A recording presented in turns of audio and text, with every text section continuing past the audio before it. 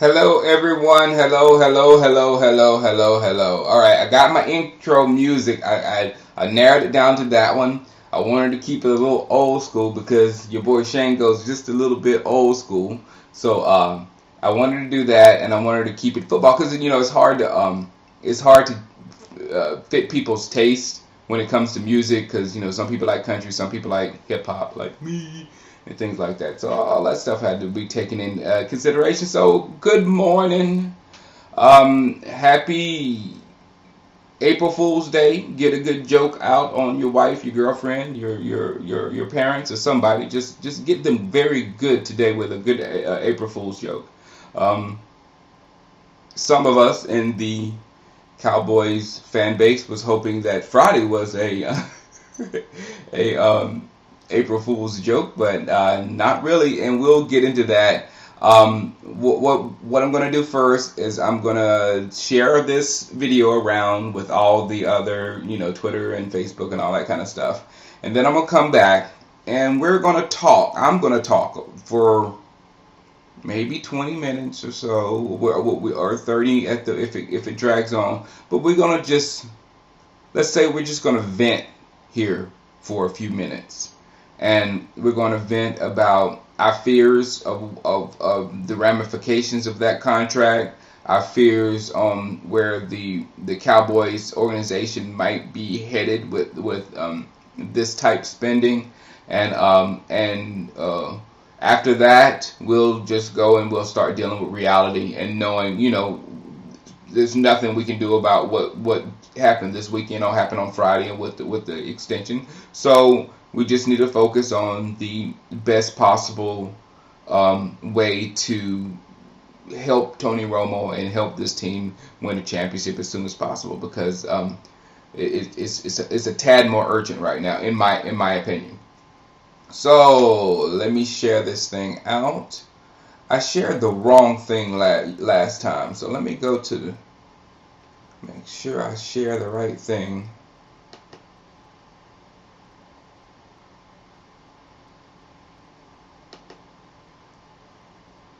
Let's go to the event manager. Let's bring up the page. Hello, 8 people. 8 people are already watching without the share. Let's get Twitter people in here first, because I've been yelling at Twitter people for the last few days. Sign in.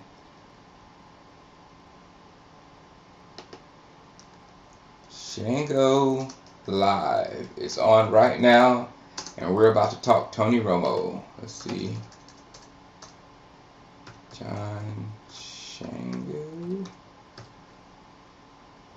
Alright, that's sent, and let's try the Facebookie.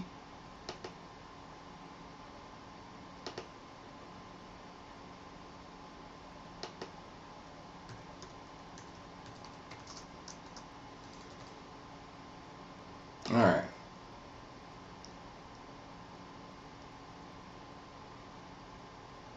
Alright, we're good, and we have some comments here. Who's here?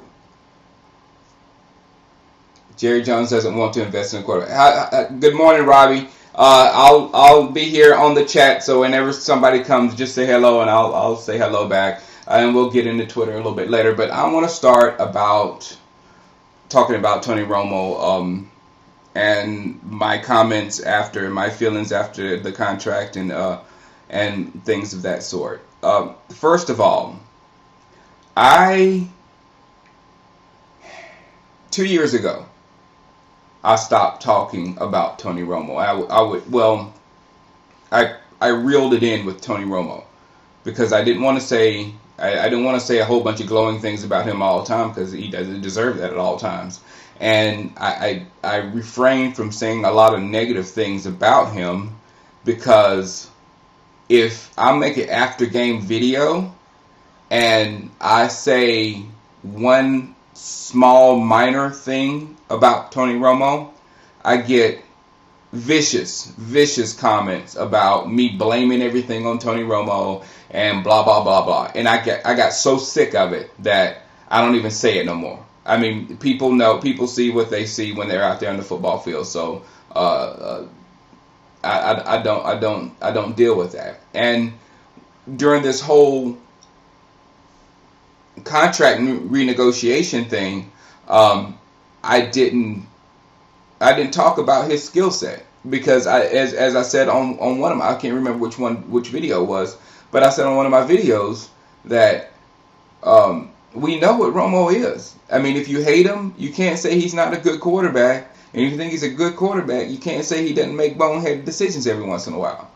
So we know where he is. So with me not liking the contract that was given to him has more to do with the focus of the organization, the management of the salary cap, and things outside of the play on the football field.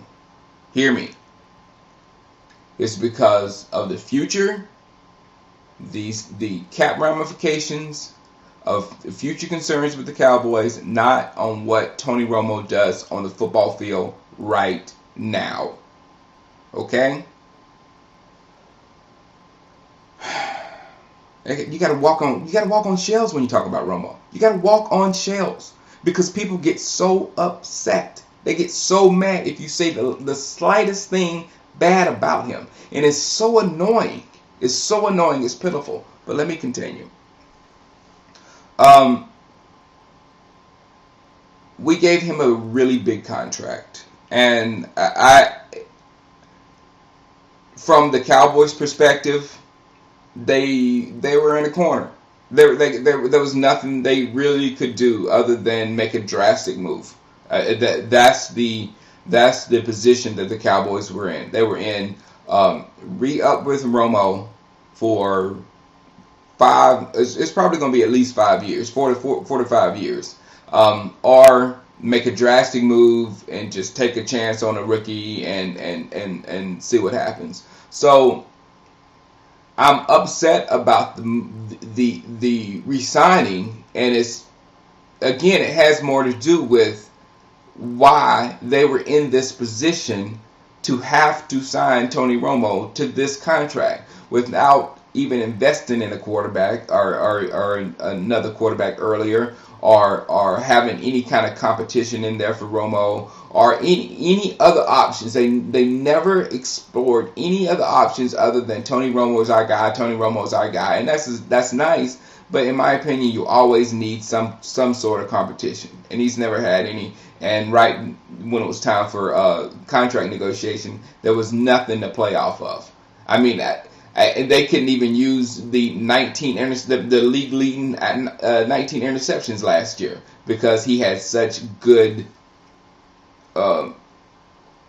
negotiating leverage against the Cowboys. And you cannot. No one can blame Tony Romo for that. No one can blame Tony Romo for that. He's a player. He deserves whatever he can get, and kudos to him. You know, so it's when I was mad about this contract, it has nothing to do with, oh my God, he's the worst quarterback in the world. So many people tweeted me like Romo's not the problem. No, never have I said Romo was the problem. The problem is we don't have a championship ready football team. I don't want to say we don't have a good football team, because we do have a good football team. We really do, and you can't take that away. But right now, we don't have a championship football team put together. And in my opinion, at this stage of the game, that's what we need to do. And it seems like these other guys that are competing right now, the new front runners, the San Franciscos, the Seattles, they went by that formula of them putting a football team together. Offensive line, defensive line, running game, secondary, linebacking core, everything. Everything was meticulously put together for a specific style of football. And then when they got to quarterback, they found a guy in the draft that they thought could run their system. So they got this guy that they thought in Russell Wilson, they thought could run his system, and he came in, and all he had to do was really, in his first year, all he had to do was really be kind of like a bus driver. And he became a little bit better. With being a bus driver, he was able to settle down and make some plays, which made him, have even more success as a rookie. So all this stuff of we'll suck. We will not suck as long as we have a good football team. Let's go back to your everyone's main argument. Everyone's main argument when you talk about Romo, when you talk about us not having Romo or whatever. Do you want to go back to the Quincy Carter days? Do you want to go back to the Chad Hutchinson days? Do you want to go to the Drew Henson days? And there was so many things wrong with the Cowboys during that day. One, Jerry Jones not drafting a quarterback, where the normal way of getting a quarterback into your football team, the normal way is to draft one and to do your work and study film and make sure you get the right quarterback for your system. He went and tried to get a bargain on baseball fields. He went and found two pitchers and tried to do it. Quincy Carter was a 4th-round talent, and we all knew it, or maybe even a 5th-round talent, and we picked him up in the 2nd. For what reason? I don't know. It was some bad moves there. But the point of my talking right here is that team that Quincy Carter, Drew Henson, Chad Hutchinson, all those guys on, was not very good. The whole team wasn't. I don't think. I mean, I have Dak's my favorite, one of my favorite Cowboys of all time. I have Dak's jersey in there, but there were very few bona fide superstars or very few top-notch players on that football team at that point. Right now, with Ware, Lee, Carter, Spencer, Moe, Brandon Carr, we have loads of more talent than we did back in those Quincy Carter days on the whole football field, on the football field in general. And to be honest, where we were with the Quincy Carter thing, that's what I'm trying to avoid more than anything. Because the Quincy Carter thing came after we did the same similar thing with Troy Aikman toward the end of his career. We had the quarterback. But again, having the quarterback doesn't matter if you don't have a team around him. And that's what we were doing to Troy Aikman. We had the quarterback, but we were trying to, go get Joey Galloway and go get pieces here and there and try to throw it together like a hodgepodge and win because we had the quarterback. It was just too much emphasis on the quarterback, and when we did that, the whole team fell apart. The rest of the team, the linebacking core, the secondary, the offensive line, everything just fell apart. So I'm trying to avoid that. I'm trying to avoid that now. I was trying to avoid that now. Now we just have to do this. Cross our fingers and hope. Really. Because let's go to overthecap.com. Hold on. And this is the last time I'm gonna talk about this. This is the last time I'm probably gonna go to overthecap.com because it's too disheartening to go there. But let's see, over the cap. Let's make her big. All right, let's find the Cowboys. NFC East. Rock on. Come on now. Oh, God. Doing this from this angle is tough. There we go. All right. You can see, I hope you can see it clearly. You can see Tony Romo's contract right here. And it's got the prorated bonus on there, the cap number this year, the dead money and the cap savings. Okay, this is what they're talking about. Let me bring myself back in here. This is what they're talking about on ESPN. I know if you saw Edward Warder this morning, or whoever on NFL Network, and talking about how much cap space that this thing saved for the Cowboys, because we were cap strapped big time, and which is true. And it looks like if you go all the way down, let's see, it looks like we're at 116. So if the 116.6, so if the salary cap is 123, it's like what, like 7 million, like 7 million. So they have a little bit of money right now to do some things. I hear, maybe a running back. I'm hearing Brandon Moore a lot, and we'll talk about that in just a few minutes. But it opened up a little bit for us to bring in some help this year. The problem with that, let's go back up. You see this number, it's 116,673,922. All right, let me make it big.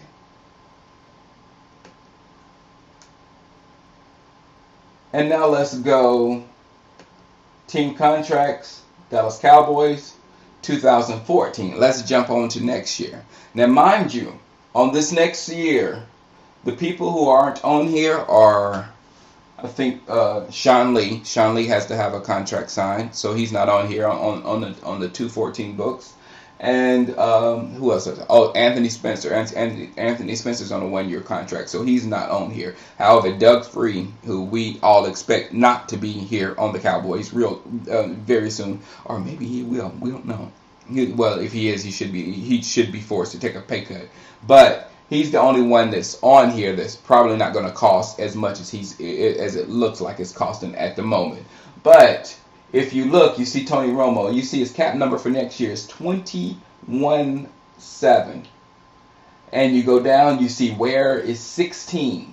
Then you see Carr is 12. And then you see Doug Free is 11, which I swear that's not going to be there. Jason Witten, 8. Jason Witten retired on me in my Madden League. He retired. I didn't use him enough. Man, that makes me mad. Miles Austin, 8-2. We don't know what we're going to do with him by that time. Jay Ratliff, 8-2. Scandrick, 5-6. Mo Claiborne, 4-4. Orton, 4-3. Orton, 4-3. Orton, 4-3. And that was due to a restructure that happened just to get Justin Durant and Will Allen onto the team. We had to restructure Cal Orton, and when we restructured Cal Orton, we pushed a lot of money onto next year. So now we're paying our backup quarterback. What was that again? $4,377,000 and no, $377,000, $377,500. Nate Levens, 4.1 million. McKenzie also $4 million, and then Tyron Livings and McKenzie's making more than Tyron. Did you see that? Wow. Next year. Then you got Dez, who will be in his last year of the contract next year with 3-1. So that'll have to be redone next year. So you see all this money. You see all this money next year.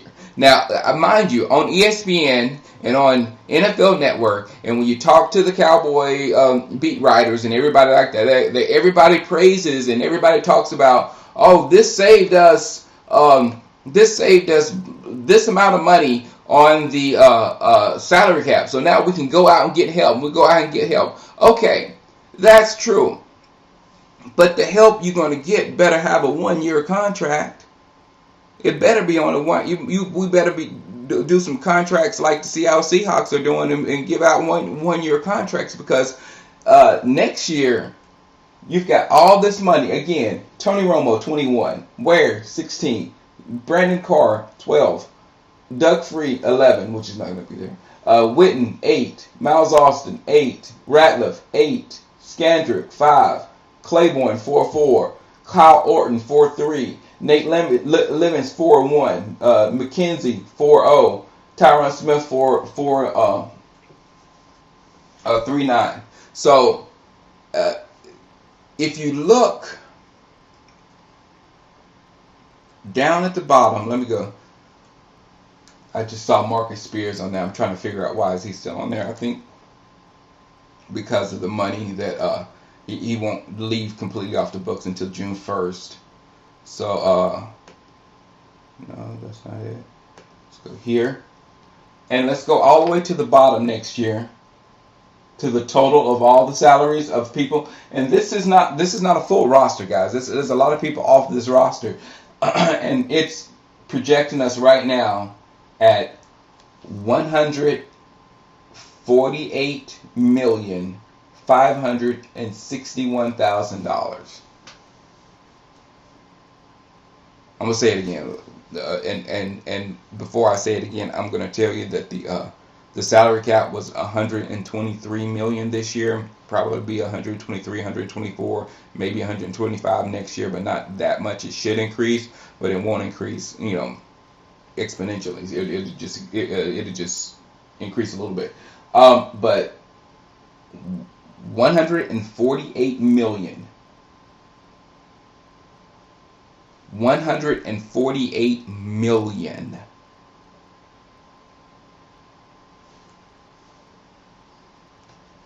Oh, please. Is the echo bad? Oh man, I should have.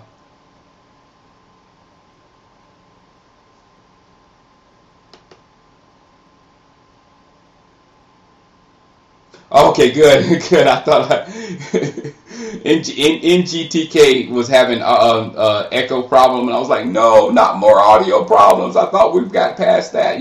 But I added the little my little theme music in this morning. If you didn't hear it, here it is. Hold on.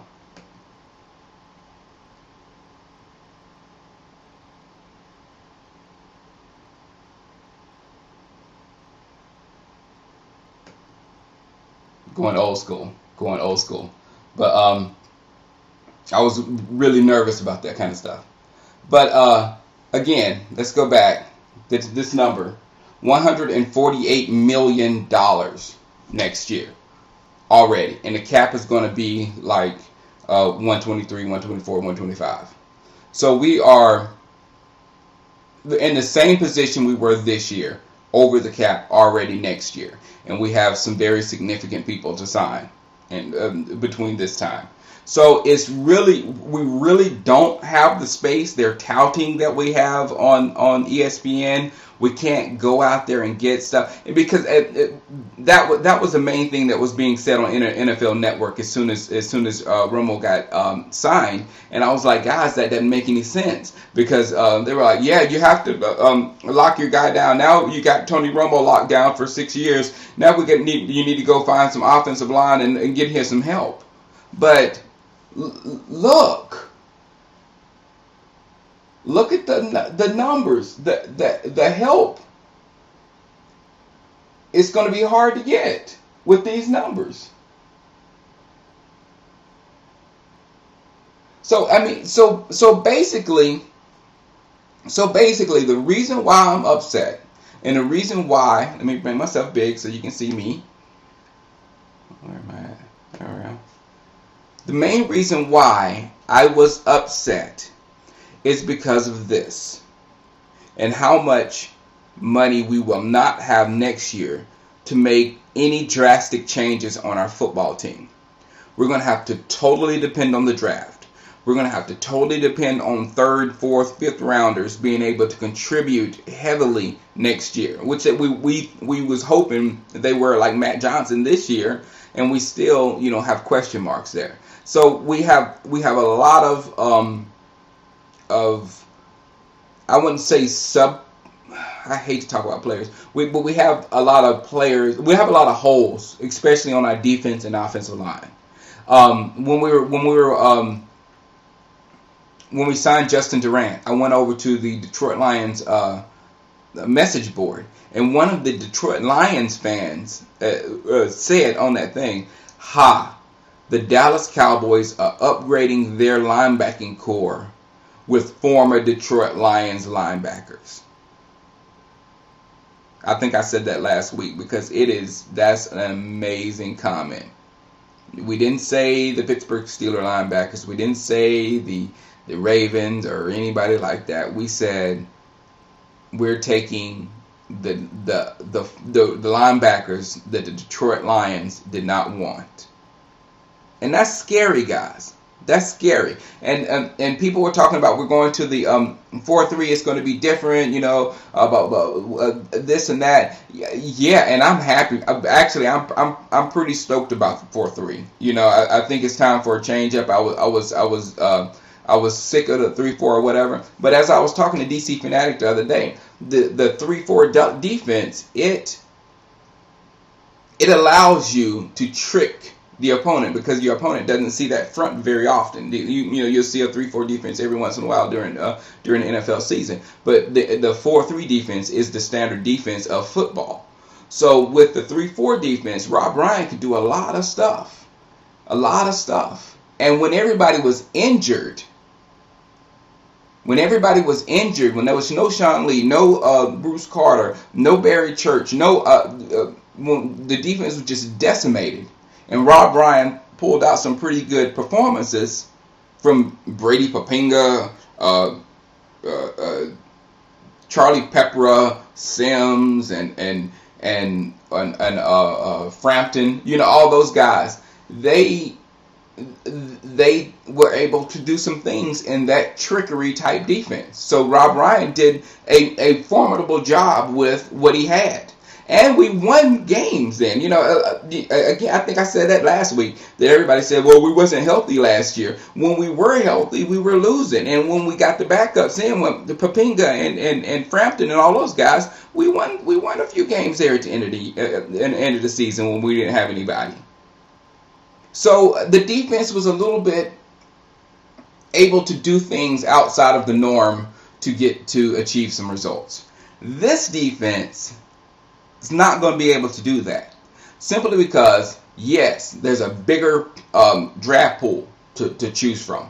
There's a lot more 4-3 defensive players out there. However, there's a lot of teams also going for those players. Then, of course, since every team is also using the 3-4, your players are going to have to be above average. They're going to have to play that position very, very well to be able to have some very good success on that football field. So it might be a work in progress for us to get this 4-3 going, because we have to get vital people for each position. For instance, for the defensive line, I think we're making a mistake. I think we are, by going a little bit too light there. We're gonna have Spencer at one defensive end, Ware at the other defense. Can they play the position? Yes, by all means they can play the position.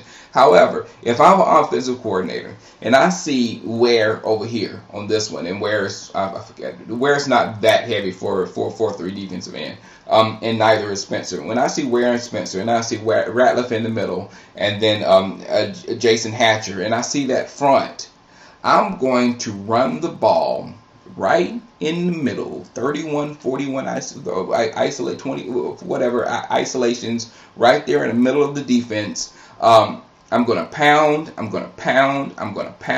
Maybe I get nothing in the first quarter. Maybe I get nothing in the second quarter. And probably by the third or fourth quarter, you're going to start wearing down. And then on top of that, not only in games toward the end of the season, and hence one of my conspiracy theories of why we don't do good toward the end of the season, is because we get beat up because we're kind of small. We're smaller than other teams.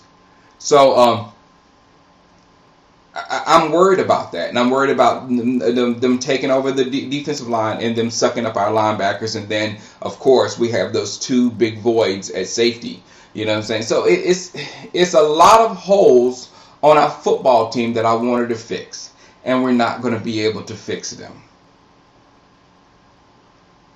This has nothing to do with Tony Romo. This has to do with me wanting to get more talent into this defense, more talent to create turnovers, more talent to stop the run, more talent to do a lot of things on this defensive side of the ball to put some more pressure on offenses. We're going to have some serious offenses in the NFC East. We need to make sure we have a good defense to make sure we cover them. Now that's not going to happen. I mean, we're going to We're going to bargain basement shop like we did last year when free agents don't get picked up by other teams. We're going to look through and find somebody that can give us some kind of value.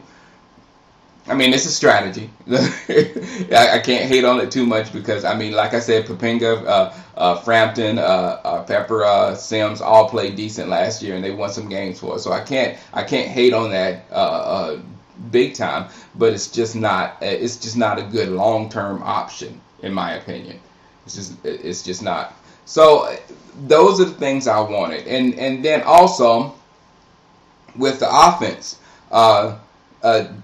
Des Bryant, Sean Lee, DeMarco Murray, Tyron Smith, all of those guys are coming into their own right now. They're starting up, being bona fide professionals. And in 2 and 3 years, they're going to be at their prime. In 2 or 3 years, let's go. I can do that. Let me see if I can go. How many years? 2 years. This is so hard. Why is it so hard? Let's go to 2015, because that's just 2 years from now, and that's just that's when Dez and them still be playing. Romo's cap number is just insane with 25-2. Ware is also insane with 17-5. I mean, look at this. It's already 134. That's 2 years down the line. It's already 134. So if these guys are not playing, they still got dead money all over. It's dead money all over their contracts. So if they're not playing, if Romo's not playing with us in 2 to 3 years, if Ware's not playing for us in 2 to 3 years, if Ratliff's not playing for us in 2 to 3 years, if Austin's not, all those big name guys, if they're not playing for us in 2 or 3 years, we're still paying them, which will stop us from getting help in here for this next generation of stars, which I really like. I really like our young guys. I really think we have something really strong with these young guys. But like with this, coupled with our bad drafting, hence the 2009 draft, it leaves a real big hole in the recruitment of talent. So I felt like possibly, getting something for Romo could fix that. But I do see the other side of it. I do see the other side that just get the quarterback and put people around him and hope the quarterback can keep you in games, because as long as you have Romo, you're going to be in every single game, so it gives you a chance. It just seems real chancy. People said, and I got this tweet from a lot of people, that Jerry went all in on this one. He went all in with Romo, and that's what basically he did. He put the whole house in and bet everything that Romo was going to get to the Super Bowl in the next couple of years. Because if you don't, this back here is going to crash like crazy. This is just too much money. This is way too much money. All right, I'm gonna go to the comments now. I've made y'all wait too long. I just had a lot to talk about with Romo, and I wanted to make sure that people know that I'm not just up here going, Tony Romo sucks. Tony Romo's the worst quarterback in the world. He blows things. He do this. He does blah blah blah. I'm not just talking crap about Tony Romo just to be talking crap about Tony Romo just because the whole world talks crap about Tony Romo. I'm looking at this from an organizational standpoint and to get us out of what the Cowboys have put us in already. If you look at the organizational blunders this offseason, somebody was telling me the other day this had to be the worst offseason for the Cowboys in the history of the Cowboys. I said there'll probably be another one worse, but this is pretty bad. If they were going to give Romo all this money, it could have happened earlier. So we wouldn't have had to extend all these contracts, extend Cal Orton's contract, and extend whoever else we extended when we just had to extend. And then we're sitting here with some salary cap space. Maybe if we restructured on Romo early and got that out of the way, then we wouldn't have had to restructure everybody else. We could have just restructured maybe Carr and Ware and Ratliff and called it a day. But no, we restructured just about everybody, sans Doug Free and Spears, and we cut Spears, and we'll see what happens to Doug Free. But we did everybody to get us down to the cap when all we had to do was re-sign Tony Romo and restructure a couple of those things. So it was just like, if this was all the money that you was given, why did it wait this long? Why did you wait this long to get it done? You were saying this is your guy, Tony Romo. Obviously wanted to be the Dallas Cowboys quarterback. It could have been done. It could have been done. But again, the organizational blunders caused us to do things in the wrong way. And now, I'm sorry, you're not going to see a young quarterback in Dallas for at least 2 years. You see what Cal Orton is going to be making next year. There's no sense of cutting him and still have, what's this dead money? Hold on, I gotta. Well, this is Cal Orton 3. This is Cal Orton in 215, 4.6, and his dead money is 2.2 million then. So it's probably like 4 million next year. So if we cut Cal Orton, we'll be paying a whole bunch of money.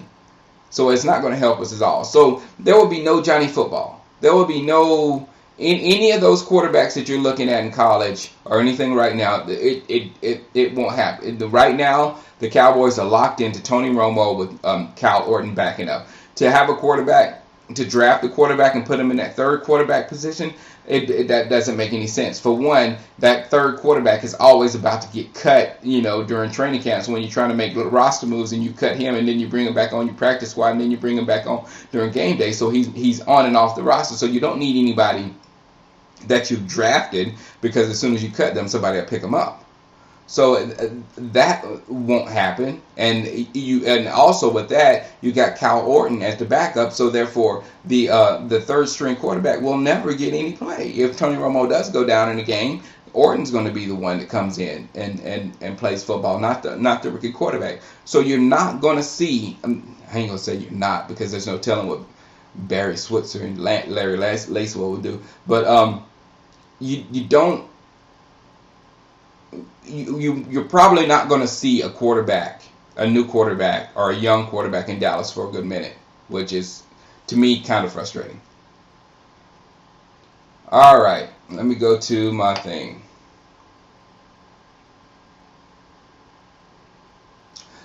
Jay Gaddis asks, does the contract extension increase or decrease his trade value?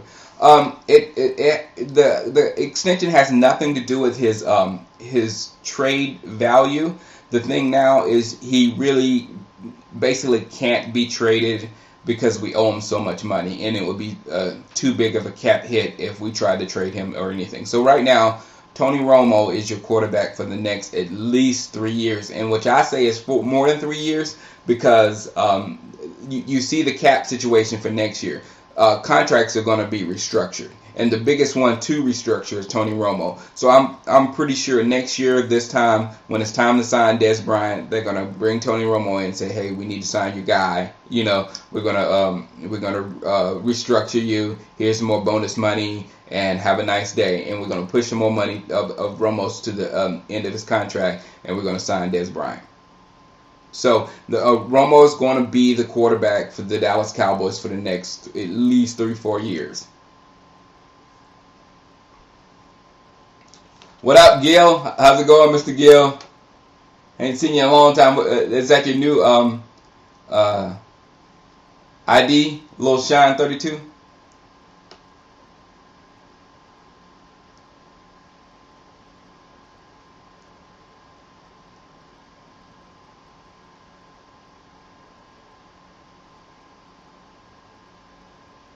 Yeah, and Mr. Mount Olympus said, I actually like Romo. To this point, it just isn't.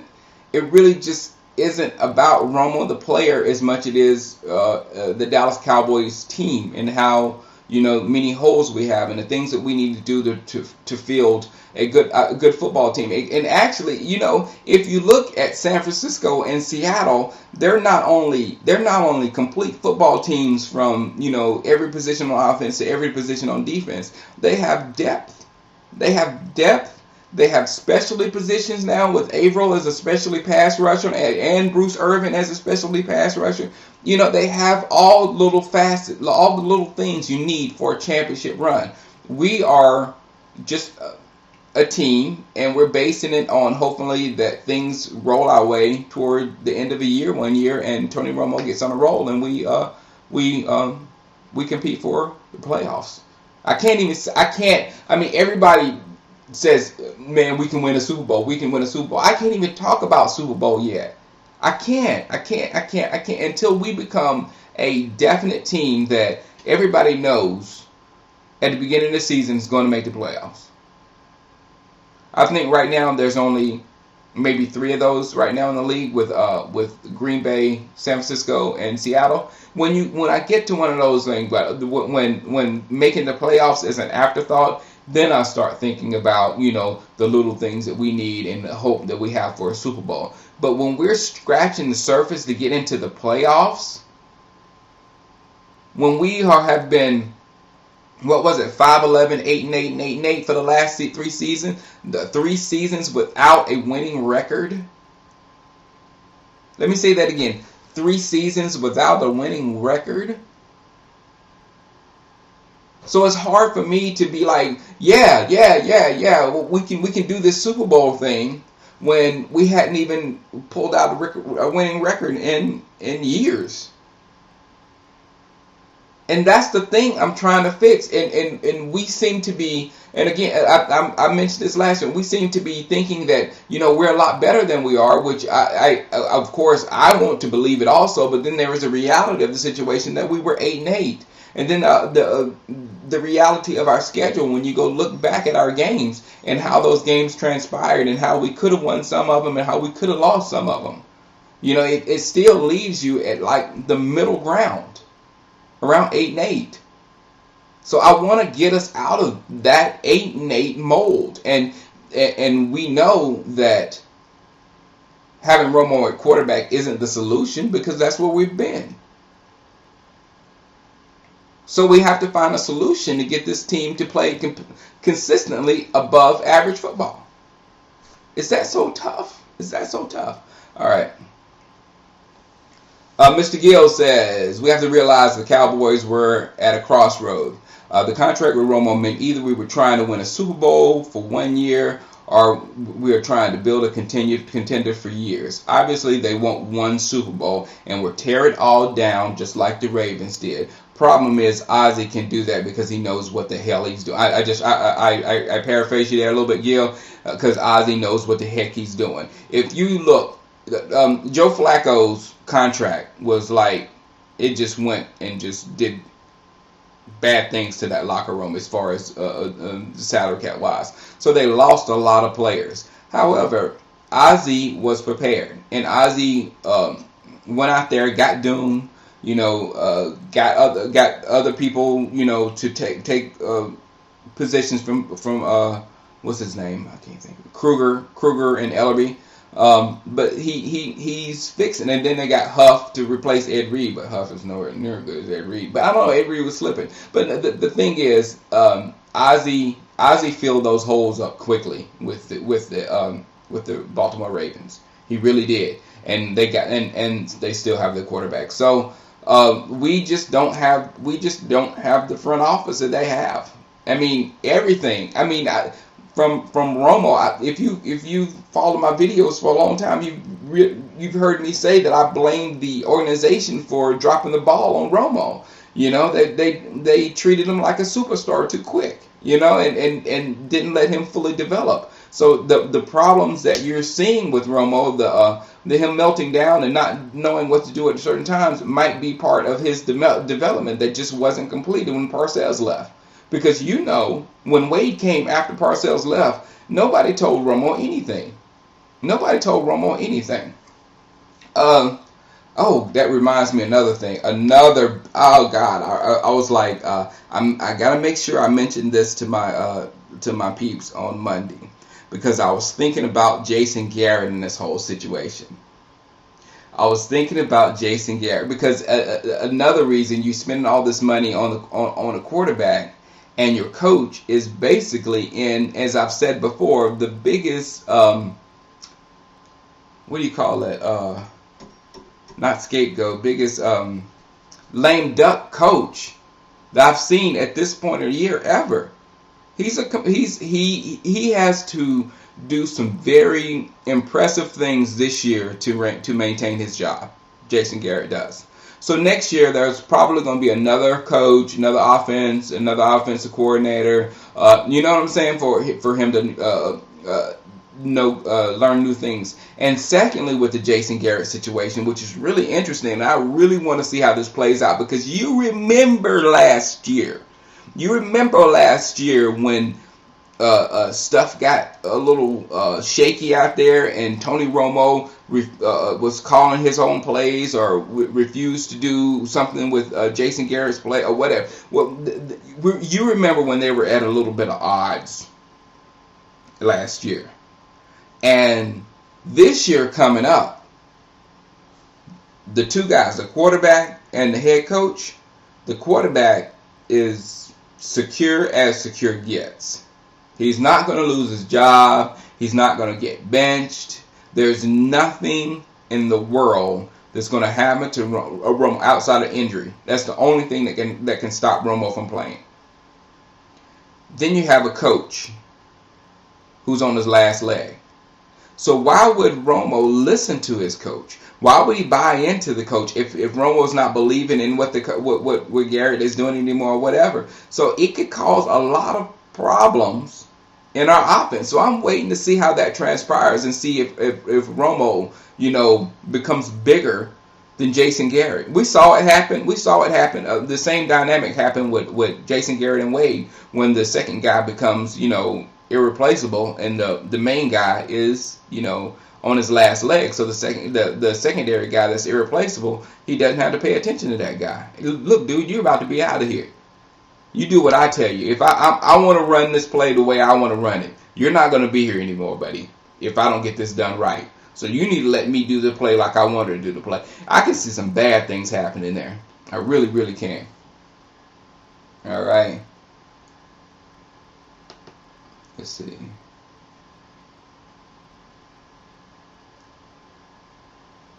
Gil said, be on the lookout for DeMarcus Ware's departure in the next couple of years. If he doesn't restructure and his production drops off, I can see them having to let him go to keep Dez and Sean Lee. Well, I can't. Ware looked bad last year versus Washington, and Ware again is one of my favorite players. He's one of all of our favorite players. But he looked bad. He looked bad versus RG3 last year. And then, secondly, what I talked about earlier about him being a hand in the dirt type defensive end now, when he was taking a lot of punishment standing up, he's going to be taking more punishment with that hand in the dirt. I mean, it's going to be contact on every single play. So I just don't know in real life terms. I don't know how long he can physically last, because we've seen him breaking down these last few years. Same goes with Rat. We don't know if we're going to get anything from Rat in the next couple of years. All right. Robbie says if Dez Bryant has another monster season, things will get complicated. Yeah, Dez. Yeah, Dez is going to get paid next year. Period. I mean, yeah. Callie Cranston asked was to draft Bjorn Werner at 4-3 end, defensive end. Well, yeah. That's with the signing of Romo, and I'm gonna get into the draft. I'm all for Warmack and Cooper. I hope one of those guys fall, and then after Warmack and Cooper, we'll think about whatever defensive end or defensive tackle is left. I really don't want to go safety in the first round with Vaccaro, but we'll see. We'll talk about draft. We'll start the draft next week, because it's 25 days now, and we'll get that going. The Ravens upgraded their defensive line with Marcus Spears. Someone must would view as a bust. Um, Marcus Spears for the Ravens is probably going to be just a rotational guy. I mean, he's not like.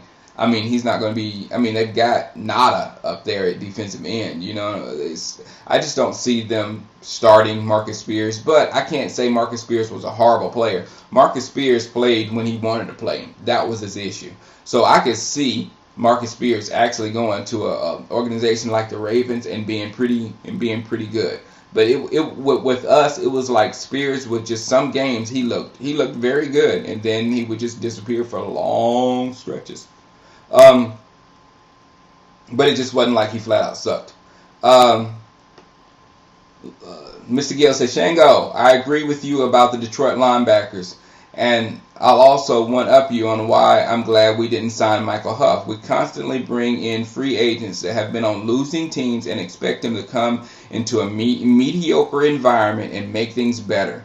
You can't keep bringing in guys that don't know how to win at the pro level and expect anything other than mediocre. Mr. Gill, I'm going to say that again. I'm going to read it one more time so everybody can hear this, because this is a brilliant comment. This is I don't know. I hope you still make videos on YouTube. You need to still make videos. But Gill says, Shango, I agree with you about the Detroit linebackers, and I'll also one up you about why I'm glad we didn't sign Michael Huff. We consistently bring in free agents that have been on losing teams and expect them to come into a mediocre environment to make things better. You can't keep bringing in guys that don't know how to win at the pro level and expect anything other than mediocre. That is so true. Some of these guys, they just they know how to go out there, give their all on Sunday, and get their check, and become, just a professional football player. But there's some guys out there that just want to win, and these guys are on some of these football teams that's winning, that don't stop, fighting. A lot of them on the Ravens, a lot of them on the Niners, a lot. You know what I'm saying? You got these intense competitors, and we need to make sure we try to get these guys on our team, other than just going and getting someone who has been average on an average team. To get someone who's average on an average team and you bring him over to us and think that he's going to be better than the averages. I've said that many times. We bring someone that's average into our organization and think they're going to be a superstar just because they got the star on the helmet. And it doesn't work that way. So that was a brilliant comment, Mr. Gill. Absolutely brilliant. Brilliant. That's why he's my boy. Let's keep going. I got 8 minutes. Let me try to get all the rest of these out. Oh, wow, my battery's going too. I think my battery's going to go out too. Do you think the departures of Anthony Armstrong and Coleman and Spears and Butler, we have some serious holes to fill in the D-line? We do. People don't realize that we've I'm gonna plug my computer back up. Hold on. We have lost a lot of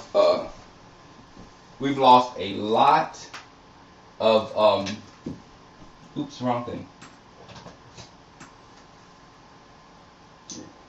We've lost a lot of defensive line lately, and we need to make sure we replace them in this draft. That's why I said if we can't get Cooper, it's going to be a little bit darker. If we can't get Cooper or we can't get Warmack in this draft, then we're going to have to do something about this defensive line, and we're going to have to get some people, because that is a lot of. We've lost Kenyon Coleman, Marcus Spears, and Victor Butler, who would possibly be a defensive end in this system. So, yeah, we got a lot of work to do on that defensive line. Battery's charging.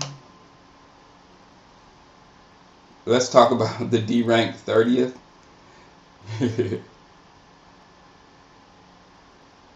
Marcus Palmer said it was the wrong timing with the contract. Yeah, I agree on two ends, Marcus. It should have it either, if you're going to keep him, it either should have been done, a lot earlier, or they should have waited until the end of the year and see if you want to just gut the whole franchise. But now you're not going to gut it doesn't make you're not going to gut the franchise when you have a franchise quarterback. You're not going to gut your franchise. So none of that is going to happen. We're going to keep on for the next 3-4 years. We're going to keep on with the same exact program of retooling and trying to come back a little bit better. Um, 98 Impreza 515 says, Shango, let's say they did surprise everyone and said they were cutting Romo. What would you have liked to see them do after? I would have liked them to focus on the inside of the offensive line and the inside of the defensive line in this draft. I mean, just like tremendously, and make sure that we can fortify that for the next coming years. And then in next year's quarterback friendly draft, use whatever we got this year on maybe a Johnny Football or another quarterback, I think Bridgewater or someone like that, another good quarterback. But us waiting to 5th round, 6th round, or going out and try to find a free agent quarterback or whatever, that's not playing the odds well. That's not playing the odds well, and that's what we're going to end up doing, because if we do bring a quarterback in, it's going to have to be 5th, 6th, 7th round or a free agent. So I just don't see it. I just don't see it happening no more. Hopefully we get an uncapped here. We need an uncapped year next year. Keith Huckadoo, 4 minutes. I'm trying to get through these guys. These comments, guys. Keith Hudako, name butcherer.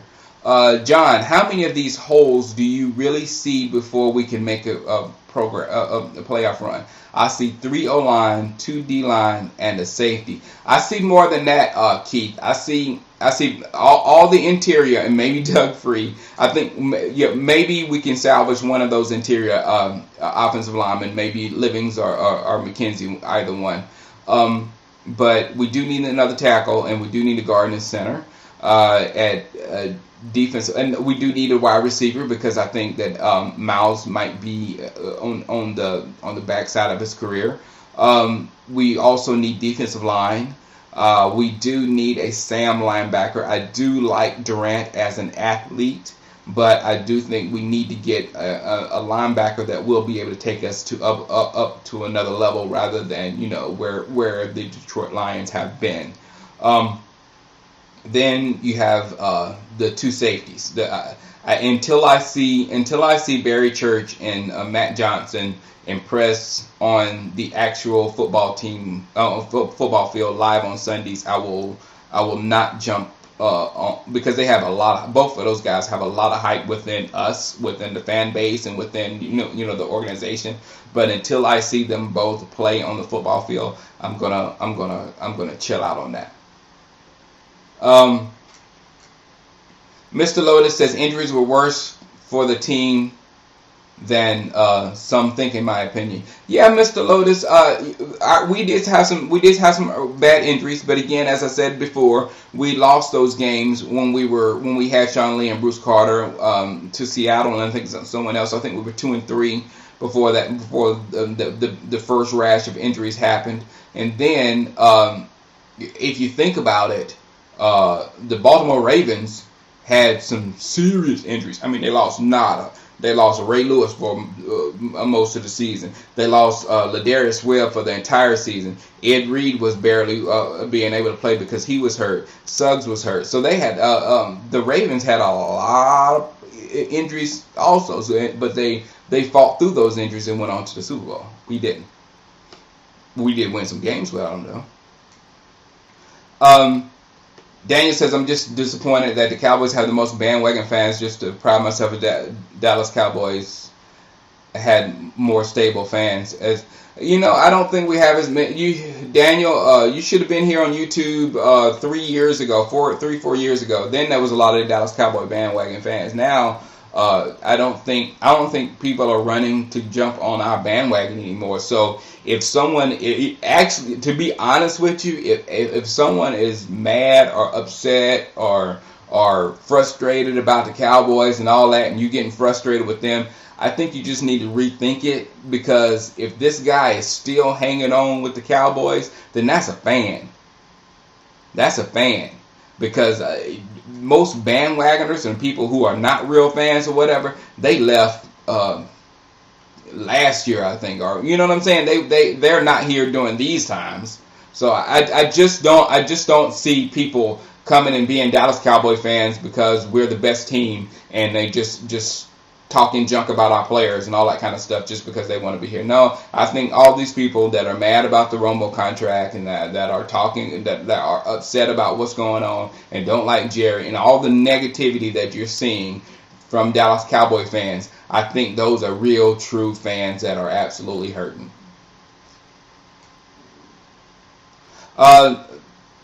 Oh man, I gotta. That's it. That's it. All right, guys, I'm out.